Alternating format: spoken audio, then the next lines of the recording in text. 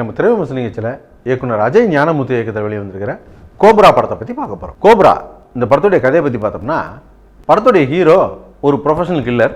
ஆனால் அவரை யாருமே பார்த்தது கிடையாது. அவருக்கு கொடுக்க வேண்டிய பணத்தை சேர்க்க வேண்டிய இடத்துல சேர்த்துட்டா அவர் எவ்வளோ பெரிய ஆளை கையை காட்டினாலும், அவன் எந்த நாட்டில் இருந்தாலும், எவ்வளோ பெரிய தலைவராக இருந்தாலும் கமுக்கமாக வேலையை முடிச்சுட்டு வந்து சேர்ந்துருவார். இவர் உள்ளூரில் பார்த்தீங்கன்னா ஒரு வாத்தியார் வேலை தான் பார்த்துக்கிட்டு இருக்காரு. அவர் பக்கத்தில் இருக்கிறவங்களுக்கே தெரியாது இவர் எப்போ போகிறாரு, எங்கே போகிறாரு, எப்படி போகிறாரு, ஒரு வேளை புல்புல் பறவையில் போயிட்டு வராரா, எதுவுமே பக்கத்தில் இருக்கிறவங்களுக்கு கூட இவர் செய்கிற வேலை தெரியாது. இப்படியாப்பட்ட ஹீரோவையை ஒருத்தன் தொடர்ச்சியாக கண்காணித்து அவருக்கே தெரியாமல் அவர் யாருங்கிறத கண்டுபிடிச்சிருவான். இந்த கண்டுபிடிச்சவன் யார், இந்த ஹீரோ ஏன் இப்படிலாம் பண்ணுறாரு, இதுக்கப்புறம் என்னாச்சு அப்படிங்கிறத இந்த படத்துடைய கதை. படத்தை பார்த்தா படத்தில் புதுசுன்னு சொல்லிக்கிறதுக்கு எதுவுமே கிடையாது. இந்த ஜென்டில்மேன், அன்னியன், டூம் 3 இந்த மாதிரி பல படங்களுடைய சீன்ஸு நமக்கு ஞாபகத்துக்கு வந்து போகுது. இந்த மாதிரி எடுத்து வச்சுக்காங்க. அப்புறம் படம் ஃபஸ்ட் ஹாஃபாவது கொஞ்சம் பரவாயில்ல, பல்ல கடிச்சிட்டு பார்த்துட்டோம். செகண்ட் ஹாஃப்லலாம் அம்மா சென்டிமெண்ட்டு, அண்ணன் தம்பி சென்டிமெண்ட்டு, ஹாலுசினேஷன், அப்புறம் இந்த ஹீரோயின் சீன்ஸு, ஹீரோயின் சென்டிமெண்ட்டு இப்படின்னு போட்டு உயிரை எடுத்துக்கிட்டாங்க. இந்த மொக்க படத்தெல்லாம் கொஞ்சம் ஃபுட்டேஜாவது கம்மியாக எடுத்து வச்சுருந்தாங்க, ஒரு 2 மணி நேரத்துக்குள்ளேனா பரவாயில்ல. படத்தை வளவளன்னு எடுத்து வச்சுருக்காங்க. இந்த லென்த் அதிகமாக இருக்குன்ற பிரச்சனையே படம் ரிலீஸுக்கு முன்னாலே ப்ரொடியூசரே கொண்டு போயிருக்காரு டைரக்டர்கிட்ட. இவ்வளோ லென்த்தில் இருந்தால் உட்காந்து படத்தை பார்க்க மாட்டாங்கப்பா, கொஞ்சம் ட்ரிம் பண்ணிடலாம் அப்படின்னு சொன்னதுக்கு டைரக்டர் முடியவே முடியாது, கட் பண்ணவே முடியாது அப்படின்னு சொல்லிட்டாராம். படம் எவ்வளோ லென்த்து தெரியுமா இருக்குது? 3 மணி நேரம் 3 நிமிஷம் 3 செகண்டு. என்னடா இது கணக்கு அப்படின்னு கேட்டால், டைரக்டருக்கு இது ராசியான நம்பரான் 333 அப்படிங்கிறது. இந்த கூத்தையெல்லாம் பார்த்தா ஒரு பழைய கதை தான் ஒன்று ஞாபகத்துக்கு வருது. ஒரு ராஜா ஒருத்தருக்கு காலில் புண்ணு வந்துருச்சு. அந்த புண்ணு வந்து செப்டிக் ஆகி போச்சு. செப்டிக் ஆன உடனே அதை குணப்படுத்தணும் அப்படின்னு சொல்லிட்டு அமைச்சர்கிட்ட சொல்கிறாரு. அமைச்சர் உடனே அரண்மனை வைத்தியரை கூட்டு வர்றதுக்காக அரண்மனையிலேருந்து ஆட்டில் கூட்டிகிட்டு போகிறாரு. அங்கே போனால் அரண்மனை வைத்தியரை வயசாகி போய் சாக பிழைக்க இழுத்துட்டு கிடக்காரு. அவர்கிட்ட போயிட்டு இந்த மாதிரி ராஜாவுக்கு புண்ணு வந்து செப்டிக் ஆகி போச்சு, இதுக்கு என்ன பண்ணலாம் அப்படின்னு கேட்கும்போது அவரால் வர முடியாது. அவர் மருத்துவ குறிப்பு ஒரு ஓலையில் எழுதி வச்சுருக்காரு. அந்த ஓலை சுவடி எடுத்து அமைச்சர்கிட்ட கொடுத்துட்டு டொப்புன்னு மண்டையை போட்டுறாரு. அதை பார்த்துட்டு அமைச்சர், என்னடா அரண்மனை வைத்தியர் செத்து போயிட்டார், இப்போ என்ன பண்ணுறதுன்ட்டு அந்த ஓலை சுவடியை எடுத்து பிரித்து பார்க்குறாரு.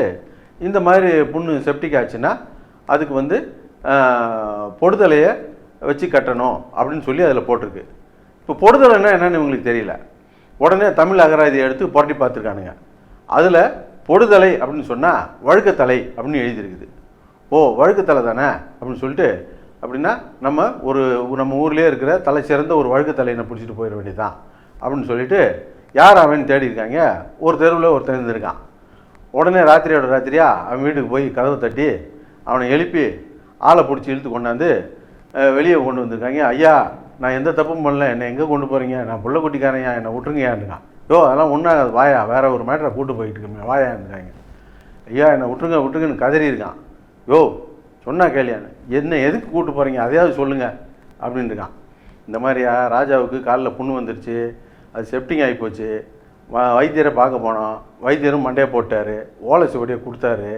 அந்த மருத்துவ குறிப்பில் என்ன போட்டிருக்குன்னா பொடுதலையை வச்சு கட்டணும் அப்படின்னு சொல்லி இருக்குது.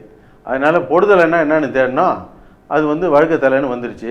அதனால தான் நம்ம ஊரில் நீ தானே வழுக்கத்தலையா, அதனால் உன்னை வளைச்சி கூப்பிட்டு போய்கிட்டு இருக்கோம் அப்படின்னு இருக்காங்க. அதை கேட்டுவிட்டு எப்பாடான்ட்டு, ஐயா, அந்த வைத்தியர் வீடு எந்த பக்கம் இருக்குதுன்னு கேட்டிருக்கான். வைத்தியர் வீடா, இந்த கிழக்கு பக்கம்தான் இருக்குது அப்படின்னு இருக்காங்க.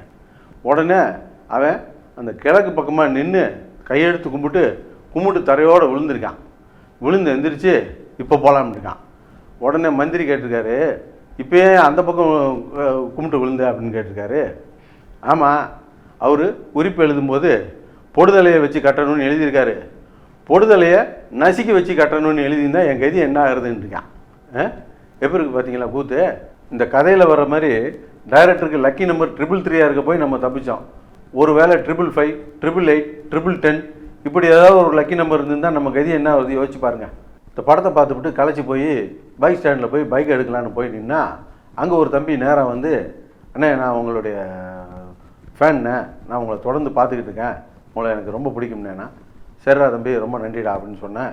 அப்புறம் என்னண்ணே பார்த்திபன் மேட்டர் அப்படியே விட்டீங்க அப்படின்னு. தம்பி, இந்த படம் பார்க்க வந்திருக்கான், இந்த படத்தை பற்றி பேசி படம் பார்த்தில்ல, உனக்கு எப்படி இருக்கு அப்படின்னா, அட போனேன், பார்த்திபன் ஒரு அவார்டு பைத்தியம்னா விக்ரம் ஒரு கெட்டப் பைத்தியம்னே அப்படின்ட்டு திருக்குறள் மாதிரி 2 வயலில் சொல்லிட்டு போய்கிட்டே இருக்கான். படத்தில் கெட்டப் போடுறேன்னு சொல்லிட்டு ஒரு 7 8 கெட்டப் போட்டிருக்காங்க. நம்மளும் தான் இந்தியன் பார்த்தோம், அவ்வை சண்முகிலாம் பார்த்தோம். அதில் சின்ன கமலஹாசன் இருப்பார், பெரிய தாத்தா கமலஹாசன் இருப்பார். இந்த கமலஹாசனுக்கும் அந்த கமலஹாசனுக்கும் ஒரு உருவ ரீதியான ஒத்துமையும் ஒரு முக ரீதியான ஒத்துமையும் இருக்கும். ஒரு கமலஹாசன் ஒரு வயசான எப்படி இருப்பாரோ அப்படி இருப்பார், அல்லது அவருக்கு ஒரு தாத்தாவோ சித்தப்பாவோ பெரியப்பாவோ இருந்தால் எப்படி இருப்பாங்களோ அப்படி தான் இருப்பார். அதே போல் அவ்வை சண்முகி படம் பார்த்தோம்னா கமலஹாசன் பொம்பளையாக இருந்தால், அதுவும் வயசாக இருந்தால் எப்படி இருப்பாங்களோ அப்படி தான் இருப்பாங்க. இந்த படத்தில் விக்ரமுக்கு வந்து கெட்டப் போட்டிருக்காங்க. அது விக்ரம் மாதிரியே இல்லை, யாரோ மாதிரி இருக்குது, அதை கெட்டப்னு சொல்லி சுற்றிக்கிட்டு இருக்காங்க. இந்த ஒட்டுமொத்த படத்துலையுமே ஒரே ஒரு இன்ட்ராகேஷன் சீன் ஒன்று வரும். அது ஒன்று தான் கொஞ்சம் உருப்படியாக இருந்துச்சு. மற்றபடி படம் முழுக்கவே சொல்லும்படியாக எதுவுமே இருக்காது. இந்த படத்தை பார்த்துக்கிட்டு விக்ரம் வந்து ஒரு நடிப்பு அரக்கன், அவருடைய ஹார்ட் ஒர்க்குக்காகவே இந்த படத்தை பார்க்கலாம் அப்படி இப்படின்னு உங்களை உசுப்பேற்றி விடுவாங்க. நம்பி போனீங்க, இந்த படத்தை முழுசாக பார்த்து பிடிக்கிறதுக்குள்ளே நீங்கள் விக்ரமோட அதிகமாக ஹார்ட் ஒர்க் பண்ண வேண்டி வந்துடும். பார்த்து இருந்துக்குங்க.